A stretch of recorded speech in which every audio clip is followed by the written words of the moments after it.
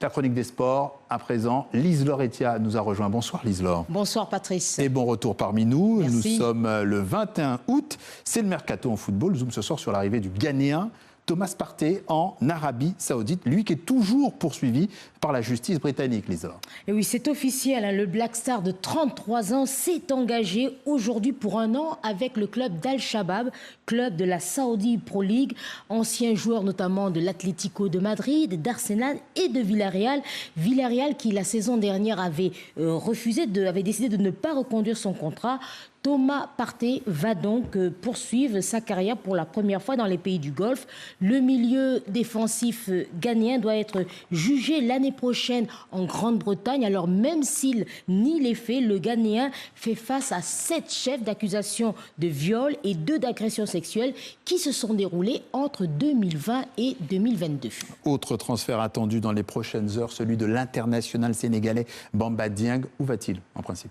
Alors Bamba Dieng, il va en Serbie. Le lion de la Teranga de 26 ans a réussi sa visite médicale et s'engage cette saison à l'Étoile Rouge de Belgrade. Contrat donc de 2 ans pour l'ancien attaquant de Lorient en France qui doit sans doute être soulagé après un transfert raté en Italie à la Lazio de Rome. Et puis toujours concernant le Sénégal, mauvaise nouvelle pour le gardien Diao qui vient de perdre sa place de titulaire dans son club.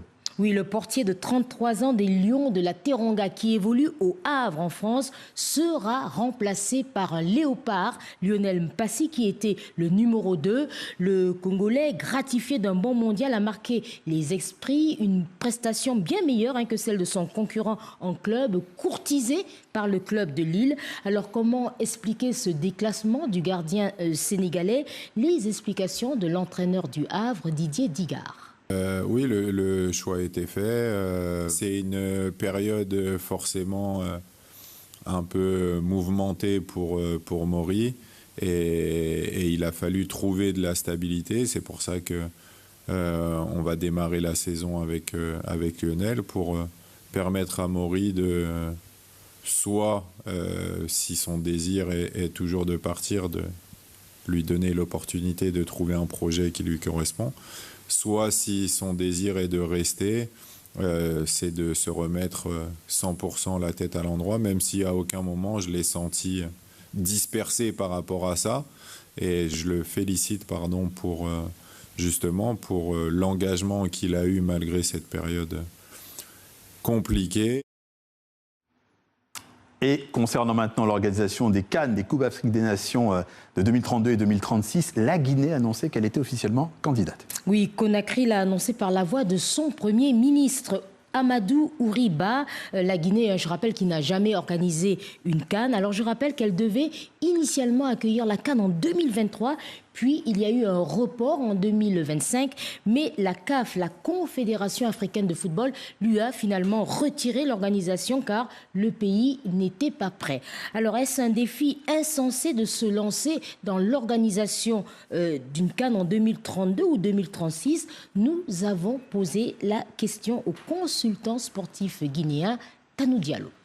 Dire que c'est un défi irréalisable ou un défi insensé, moi je dirais qu'avec les nouvelles autorités, on peut leur faire confiance parce que tout simplement je les trouve beaucoup plus pragmatiques que celles qui étaient là pour l'organisation de la CAN 2025.